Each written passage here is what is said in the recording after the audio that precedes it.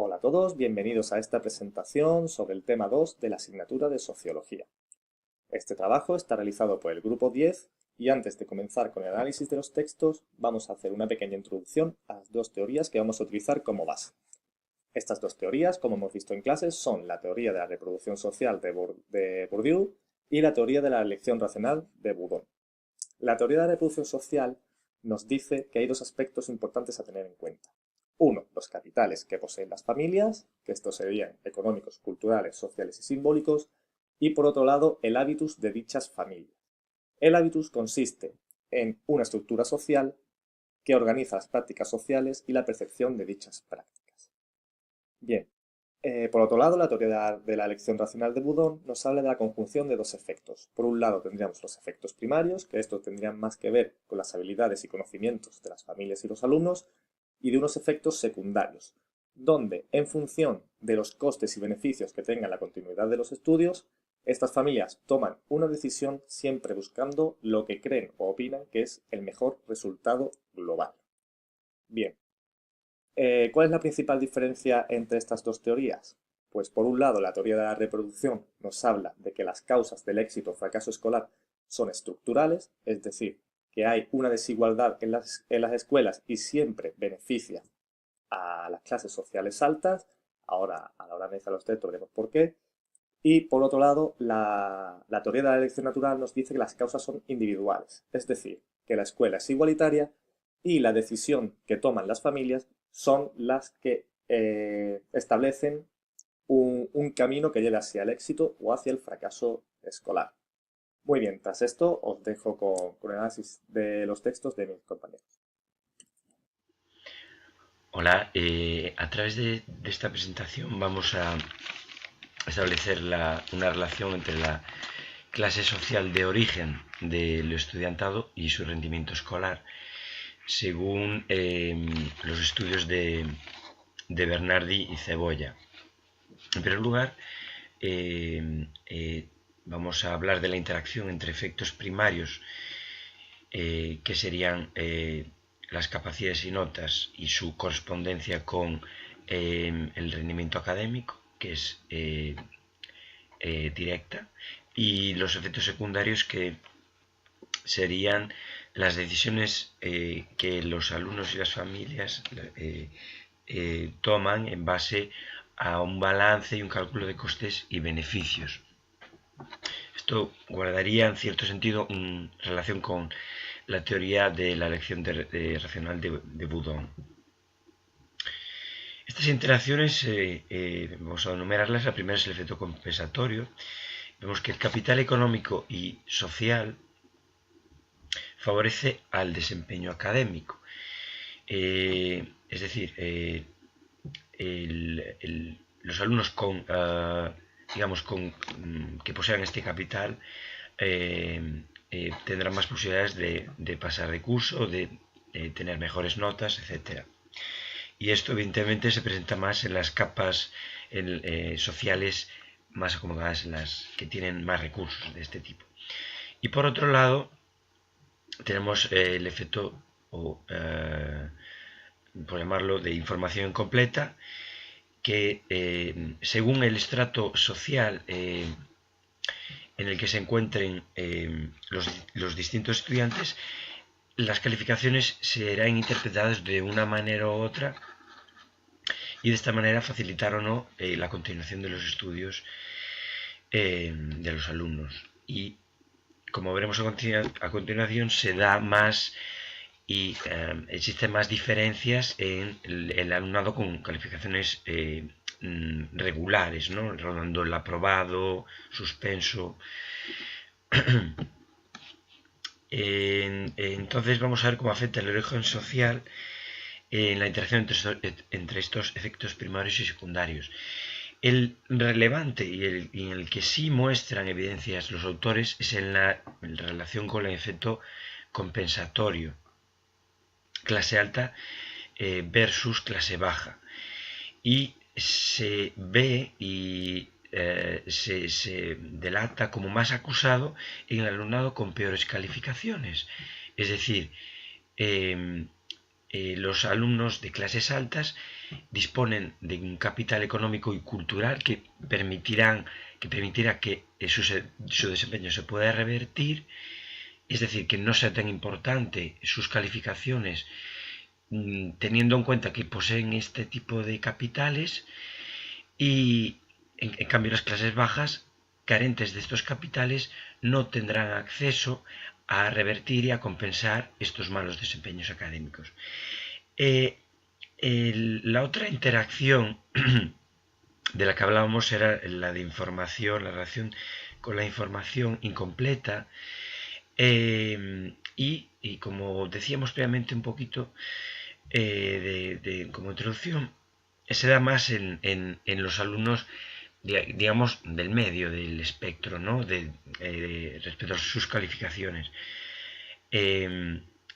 Existen dos percepciones, ¿no? Si distinguimos la clase alta y la clase media-baja. Para la clase alta, unas calificaciones medias no son barrera insalvable, como tampoco eran para las calificaciones bajas debido al efecto compensatorio, y sin embargo, para las notas bajas, y sin embargo para las clases bajas y media bajas, las familias sobre todo tienden a infravalorar el desempeño académico en esta media, ¿no? Este aprobado justo, que sería una barrera para que los alumnos a los alumnos no se les fomentase ni se les apoyase en la continuación de sus estudios. A continuación vamos a establecer una relación entre el hábitus de la teoría de Bourdieu y los dos efectos de los que acabamos de hablar, de los autores de los que estamos hablando. No está de más de recordar que el hábitus, como lo definía Bourdieu, es una superestructura que engloba a un conjunto de percepciones, creencias y prácticas que cada clase social interioriza siguiendo los preceptos de las altas clases sociales que los hace asumir como estándares. Esto guarda relación con el efecto de compensación en que el sistema educativo está adaptado a los modos de comportamiento y conocimiento de esas clases altas. Por ello, los alumnos de familias de clase alta, clase acomodada, ya poseen un capital cultural previo que es superior al de las clases bajas, y por tanto tendrán más posibilidades de tener un mejor desempeño académico. Y sobre el efecto, la relación entre el hábitus y el efecto de información incompleta, viene reflejado en las distintas percepciones que pueden tener las diferentes clases debido a los roles que los hábitos les impone. Porque el hábitus lo que hace de alguna forma es establecer en cada una de las clases sociales un rol impuesto que ellos interiorizan y asumen como que es el propio de las clases altas, pero que asume que es el verdadero.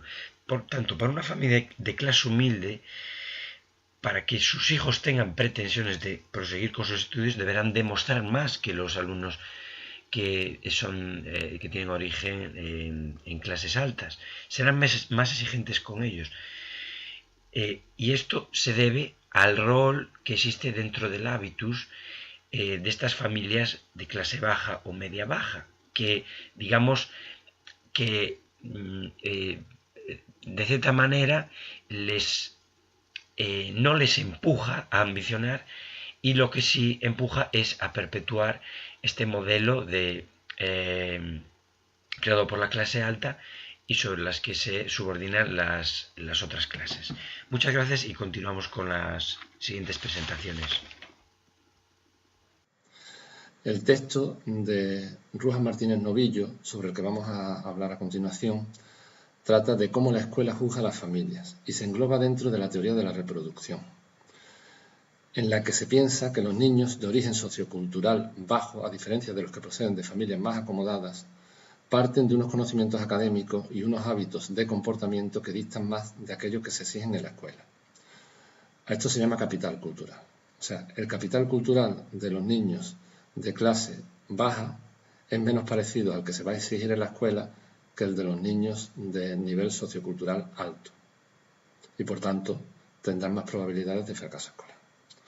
Según Rujas Martínez Novillo, los docentes demandan que los padres adopten una forma de implicación acorde a las exigencias escolares, valorando negativamente aquellas prácticas o maneras de socialización distanciadas de lo esperable.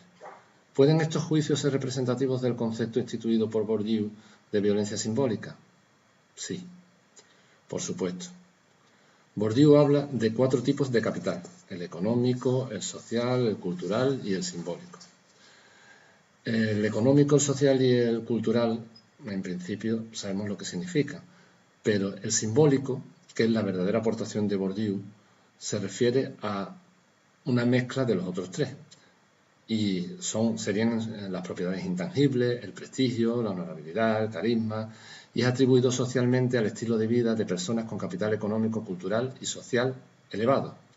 Según Rujas Martínez Novillo, la escuela juzga y clasifica a sus usuarios, que son los alumnos y las familias. Y en este juicio a las familias lo que realmente estamos juzgando es el hábitus, o lo que él llama hábitus, que serían los diferentes modos de pensar y actuar entre las clases sociales, con la particularidad de que todas las clases sociales perciben como los modos de pensar y actuar de las clases más elevadas como los más legítimos, y por tanto la escuela, a educar, produce violencia simbólica, puesto que trata de imponer estos modos de actuar y de pensar de las clases elevadas a las clases bajas. Para Bourdieu, la igualdad ante la enseñanza no es cierta, por tanto, pues el sistema escolar está adaptado a las clases medias altas, haciendo que los de las clases más desfavorecidas se encuentren también en la escuela en una posición desfavorable, puesto que tienen que imitar el comportamiento de las clases elevadas. El autor comenta que las carencias materiales se hacen más visibles que las diferencias de capital cultural, por su forma incorporada tendentes a ser vistas como diferencias de capacidad. O sea, que las carencias materiales son fácilmente visibles, pero las carencias de las diferencias de capital cultural, como a veces son confundidas como diferencias de capacidad entre los niños, no son tan fácilmente visibles. Y bueno, la cultura que se transmite en la escuela es la cultura de la clase dominante. Las clases altas monopolizan el capital cultural y el hábito para acceder a él. O sea, no solo la cultura, sino la forma de acceder a la cultura, que es el hábito. La teoría de Bourdieu implica que los profesores participan de un modo más o menos consciente en los efectos del capital cultural de origen, lo que refuerza la desventaja. Por ejemplo, el don para el estudio es en realidad un producto del capital cultural heredado. Los profesores achacan a veces el fracaso escolar de los alumnos a las prácticas y modos de comportarse, hábitos de la familia. Vemos cómo los profesores demandan unos comportamientos y unos requisitos determinados a todos los niños, llegando a considerar aquellas prácticas que se distancian de los modos de socialización de la escuela como defectos morales o desimplicación.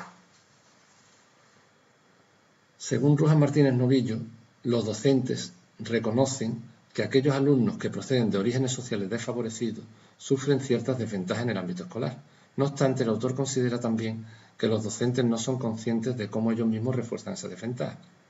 Y dice, solo se ve al alumno y tras él las condiciones externas desfavorables, que pesan sobre él y explican sus desviaciones, pero no se ven al contrario sus disposiciones sociales concretas, lo que en sus propias producciones escolares hace clase y refuerza su desventaja. ¿A qué se refiere concretamente Rujas Martínez Novillo? ¿Y de qué manera los docentes reforzarían esa desventaja? Las carencias de capital cultural incorporadas, como hemos dicho, se entienden como diferencias de capacidad.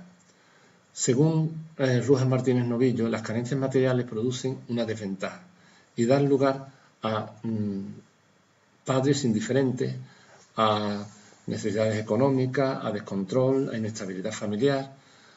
Estos comportamientos y situaciones escolares erráticas se vuelven más tolerables a ojos de los equipos docentes, con lo cual se vuelven cómplices. Según Rujas Martínez Novillo, hemos visto cómo se responsabiliza con frecuencia a la familia del fracaso escolar de sus hijos, valorándose a las familias más cercanas a la norma escolar, como más implicadas, como que apoyan, como que controlan.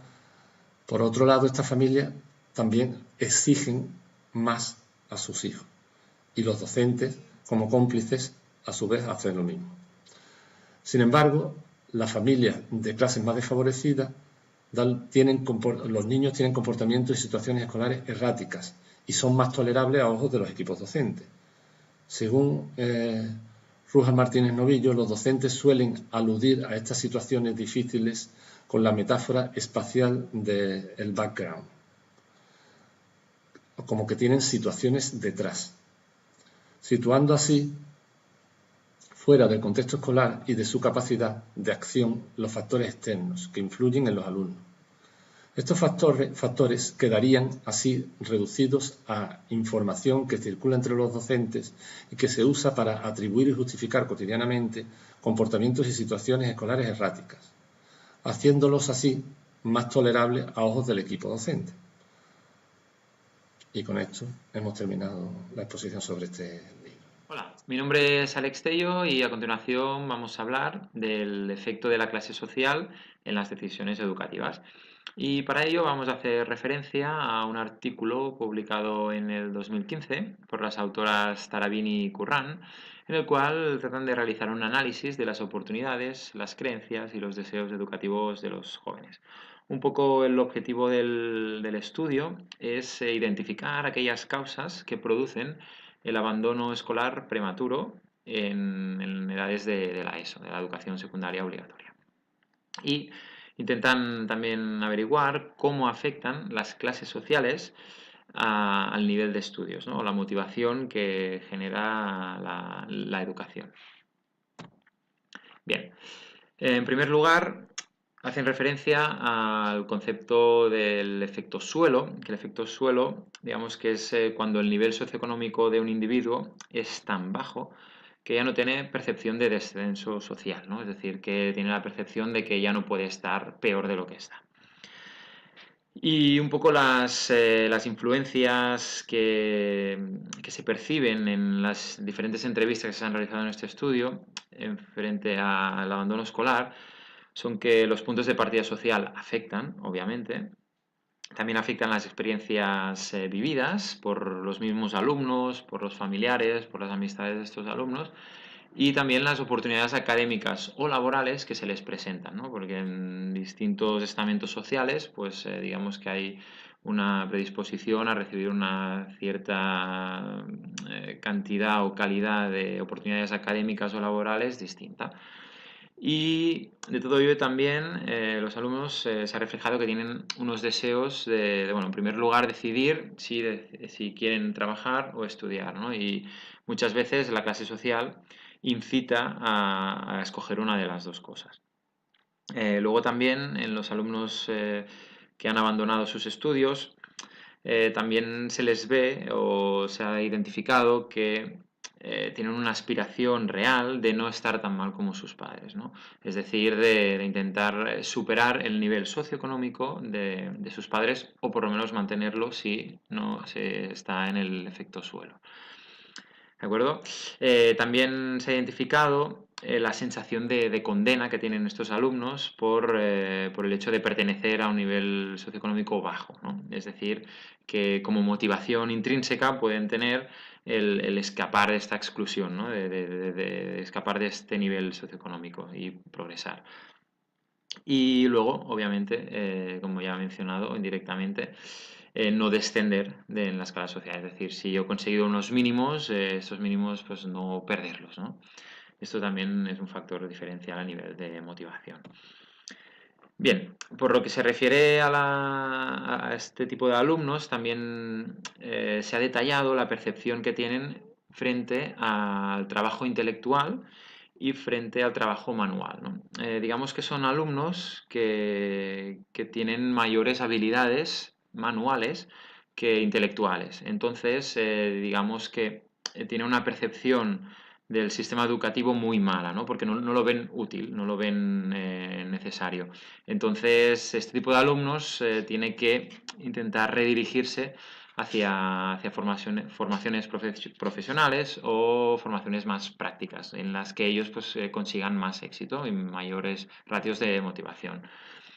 En referencia a este tema, los factores de influencia de este universo simbólico o hábitos, ¿no? Este entorno que el alumno tiene y que no puede controlarse desde la escuela, digamos que se reproducen dos factores, ¿no? Una, que es la reproducción social, es decir, el copiar, ¿no? Lo que han hecho otros. Si mi hermano pues, dejó los estudios en tercero de la ESO, pues es más fácil que yo acabe haciendo lo mismo, ¿no? O en cambio, si mi hermano se ha sacado un título superior de formación profesional, pues es más probable que yo tenga mayor acceso, ¿no? a este contenido académico. Entonces, la reproducción social del entorno en el que vivo es muy importante. Y también la elección racional, ¿no? Que en estos casos pues, muchas veces no es tan evidente, ¿no? Que es hacer un poco un análisis individual de los pros y los contras de realizar pues, bueno, un abandono formativo o realizar bueno, unos estudios superiores o varias opciones que pueden verse en la vida de un joven. Para todo ello, pues hay una percepción obviamente muy subjetiva, ¿no? Sobre todo del capital cultural, como decíamos, ¿no? Del entorno, de si mis padres tienen estudios, si no los tienen, si son trabajadores. Luego, la concepción, ¿no? del abandono escolar como una cosa normal, porque ya conozco mucha gente que lo ha hecho y siguen progresando, ¿no? Luego el entorno social, las oportunidades, los nichos laborales, ¿no? Si yo tengo una afinidad más para un trabajo más manual, pues es más probable que tenga interés por una formación profesional más que por un estudio superior, ¿no? Y bueno, un poco el estudio finalmente hace una pequeña valoración de que sí que la clase social influye, pero aun influyendo mucho, hay un carácter individual complejo que se debe atender de cada alumno. Para terminar, vamos a hablar de las conclusiones que hemos sacado tras el análisis de los textos. Estas conclusiones serían, por un lado, que existe una relación entre la clase social y rendimiento, que la clase social es determinante, aunque no se puede generalizar, ya que influyen diversos factores estructurales, que hay un claro efecto compensatorio en las familias de clases sociales más altas, donde en el momento que los alumnos empiezan a sacar notas regulares o malas notas, buscan compensarlo con clases de apoyo o otros materiales o diversas vías para que continúen con sus estudios, mientras que por otro lado las familias más desfavorecidas tienen un efecto de información incompleta, ya que en el momento que dejan de sacar buenas notas los alumnos, prefieren que vayan al mundo laboral, ya que desconocen cómo gestionar esa educación para que pudieran continuar con sus estudios.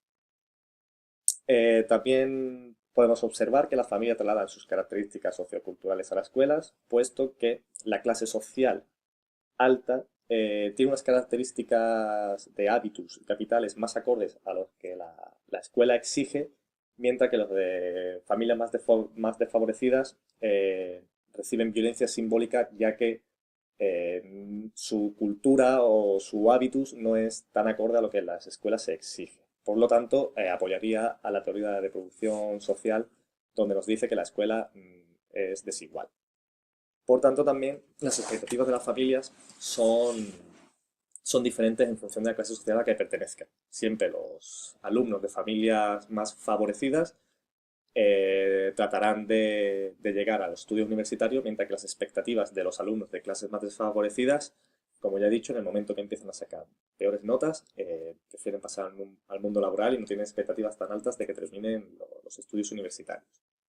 Por tanto, como conclusión general, creemos que hay una interrelación entre la teoría de la reproducción social y la teoría de la elección racional, donde podemos observar que los centros efectivamente benefician a aquellos alumnos que vienen de familias